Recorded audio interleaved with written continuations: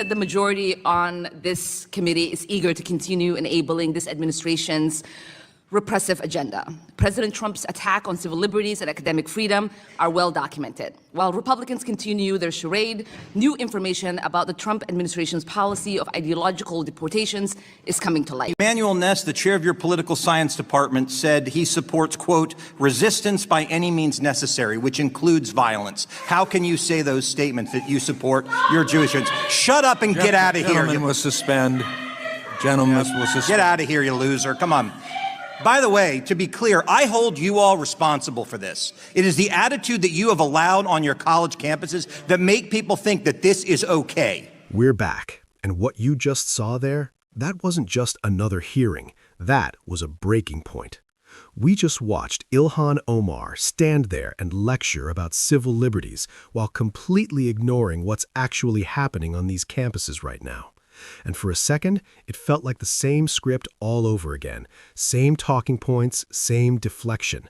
But then Randy Fine steps in and everything changes. No notes, no sugarcoating, no pretending. Just straight confrontation. Make sure you like, subscribe, and share, because this is what it looks like when someone comes in prepared and refuses to play along. He doesn't ease into it. He doesn't hold back. It's direct, it's pointed, and honestly, it's the kind of pushback you don't see nearly enough. To be honest, I find the testimony today both disgusting, dishonest, and to be gaslighting, and I'm going to point it out here. We've heard that we unequivocally denounce anti-Semitism, unwavering support for our Jewish students. We have a zero-tolerance policy, and we will not put up with a call for violence. So let's explore that. I'd like to start with Dr. Rodriguez. Emanuel Ness, the chair of your political science department, said he supports, quote, resistance by any means necessary, which includes violence. How can you say those statements that you support your Jewish students? Shut up and get out of here. Gentleman will suspend. Gentleman will suspend. Get out of here, you loser. Come on. By the way, to be clear, I hold you all responsible for this. It is the attitude that you have allowed on your college campuses that make people think that this is okay. That is why this happens, because you have someone like Emanuel Ness that says resistance by any means necessary, and I assume this person still works at your school. Is that correct? Microphone, please. Any call for violence against Jewish members of our community is entirely unacceptable. So why does this person still work there? Any individual of our faculty that has a complaint of breaking our rules, we will investigate them and take the appropriate disciplinary action if warranted. Corinna Mullen at John Jay College said, after October 7th, the right of Palestinian armed resistance is just, and just last month was filmed chanting, up, up, up with freedom, down, down, down with Zionist scum. This is a professor that teaches your Jewish students. How can you say you have an unwavering zero-tolerance policy when this person teaches at your school? And I believe that that faculty member is no longer teaching with the university. Any call for violence, any call for supporting Hamas or terrorism is entirely unacceptable, and we made those statements several times. At Berkeley, you're next. You created in the fall of 2024, you named Usama Makdizi the inaugural chair of a new endowed program in Palestinian Arab studies. On October 7th, Makdizi described the Hamas attack against Israel as, quote, resistance. Why would you give a job? See, I understand freedom of speech, but you get to decide who to hire. Why would you give a position to someone who said October 7th was justified? Why? Usama Makdizi, Professor Makdizi, is a fine scholar. He was awarded that position from his colleagues based on academic standards. Great. So on February 5th, 2024, this great academic, you're showing the problem, said, quote, I could have been one of those who broke through the siege on October 7th. This is what you think is good, and then we're surprised when people come in here and behave this way. I'm going to move on to Georgetown. You've got a campus in Qatar. I note when my colleague, Vice Chair Owen, said what would happen with a KKK student on campus, you said, yes, but. That's the problem with all of this. We believe that we should deal with racism, and we should, and I did a lot in the Florida legislature to do with that, but there should not be a but after it when it comes to anti-Semites. So at your school in Qatar, you had a October 24th, 2023, an event titled Decolonization is Not Just a Theory. It was an exhibition of armed resistance in Africa in solidarity with Palestine. What does decolonization is not just a theory mean to you, and what does it mean to Georgetown? I don't have knowledge of that exhibition. This was a student-led event, Congressman. All right, so Mike, I have 90 seconds left, and I'm going to end with this. I have a 17-year-old who will be applying to school next year. He's in Washington, interning right now. And how in good conscience could you tell my son, who is Jewish, who's the reason I wear this kippah, how could you tell my son in good conscience that he would be safe at any of your schools? I'll give each of you, 20 seconds to try to answer that question. I would deeply hope he would feel safe. And there's a reason for this at Georgetown. If Jewish students don't feel safe, if they have fear, if it's not just hurtful to them, it destroys our mission of interfaith dialogue. They don't feel safe right now. Your turn. I have spoken to many students. We have recruited actively in the Jewish community at CUNY. I've actually began a program of extending a program that we have of recruiting in the high schools to the yeshivas, which is College Now. And again, we have listened. I have met with the students, gone to Hillel, listened to their concerns, and I've told them that we need to do better. We have made the changes, and we're showing the results. And listening and being committed to their safety is something that I wake up every day to do. Yeah, I don't even need an answer from Berkeley, given the answer to that question about that professor. I would tell you this, the Jewish students on your campus, they do not feel safe today, and you all should be ashamed about that. And with that, I yield back. I thank the gentleman.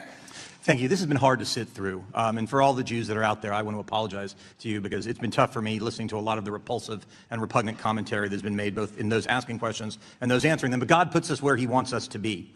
My 17-year-old this morning told me to wear my kippah, which I don't do often, but that may change in honor of all of the students at these campuses that don't feel safe to wear it themselves. And for anyone who doubts my commitment to fighting on these issues, no matter what side of the aisle they're on, they can go talk to the 2 chairmen of the board and the 1 university president in Florida who no longer have their jobs because of me. So I encourage you to keep that in mind when you answer my questions. I think we heard a lot of lip service here. And Mr. Cole talked about the importance of free speech and equal access to education. So I'm going to start with those questions with Dr. Raymond. Dr. Raymond, and I encourage you, this may be happening right now. If a student is on your campus right now with a sign that says, "No blacks on campus," what will happen to that student? Representative Fine, I first want to say that I don't want to hear that. I want you to answer my question. A student on your campus right now, walking around campus saying, "No blacks on campus," what will happen to that student? They're just allowed to walk around. Good job. Free speech. We love that. Is that what would happen on your campus? No. Okay, good. Would they be invited to go get an education somewhere else, which is what I hope the answer is? It would be the same as someone who is inappropriately. Would they be kicked out of campus if a student walked around your campus saying, "No blacks on campus"? Or would we sit around a drum circle and talk about how great it is? What would happen? Would they be kicked off? Or is that free speech at Haverford College? No blacks on campus? Representative Fine, there is no room for discrimination or. But there is room, because at your campus, in front of you, at a protest, students held up a sign saying "No Zionists on campus." They said, and there was no consequence for that, and you were at that event, and it happened on September 30th, 2024. You were there. My second question I'm going to go to, do you believe the Jews are responsible for COVID? Is that some sort of conspiracy that we came up with to go after people? The Jewish students on your campus and professors were responsible for COVID and it was unleashed on people? Is that what you believe? Of course it's Okay, not. then why did you say when a terrorist group wanted to have a presentation called "COVID in Times of Genocide," how Israel uses COVID as a tool for settler colonialism in Palestine, your response to that name was that it was thoughtful and considerate? See, we can talk about what other people did. I'm interested in what you did, and in both of these instances, you're the one that did it. So do you think that title, "COVID in Times of Genocide, how Israel uses COVID as a tool for settler colonialism in Palestine," was that thoughtful and considerate? Do you still believe that today? I did not say that about that title, and I do not believe that today. And Zionists are welcome on our campus, and Zionists are Jews and not Jews. And to go back to your other point, we do not tolerate discrimination against. Well, then let's any get on to that. kinds of Since individuals. Zionists are welcome on your campus, we will now talk about a professor that is on your campus. And I may actually give some of my time to Mr. Cole on this one, because he talked about equal access to education. You have a professor named Guangtian Ha, and I apologize, who said in August of 2024, the only way to deal with Zionists is to stop talking to them and refuse to let them waste your time. Now, I don't know what Professor Ha teaches, but I would assume there are some students in his class that are actually Zionists. So would it reduce their access to education if their professor publicly says, "I should stop talking to Zionists and I should not waste my time on them"? How is that acceptable on your campus? Discrimination of any form is not acceptable. Okay, so does he still work on your campus? Does he still work there?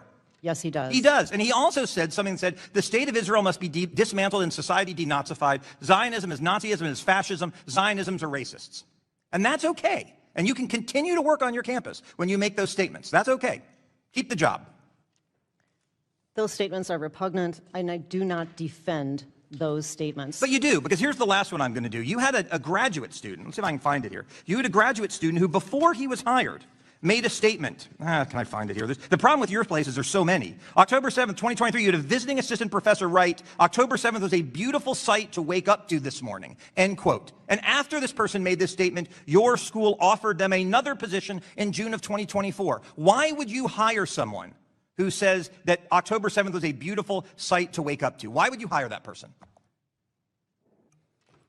I am very sorry that I had someone on the faculty that would espouse those kinds of views. Good, you can go back and you can fire him. So once Randy Fine gets the floor, he doesn't waste a second trying to be polite about it. He goes straight at the core issue, calling out what he sees as a massive double standard. On one hand, you've got all this talk about protecting rights and freedoms, but on the other, there's a clear silence when it comes to what's actually being tolerated on these campuses. And when he circles back toward Ilhan Omar and the broader Democratic position, you can tell this is intentional. He's not just reacting, he came in ready to press this point.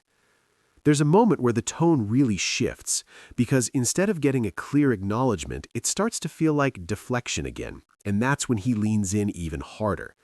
He frames it like, how do you claim the moral high ground, but then look the other way when it actually matters?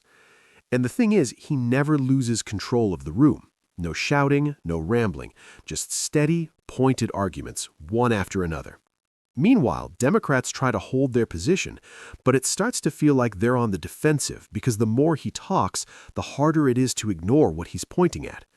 By the end, it's clear this wasn't just frustration. This was calculated. He came in with a purpose, and he delivered it exactly the way he intended.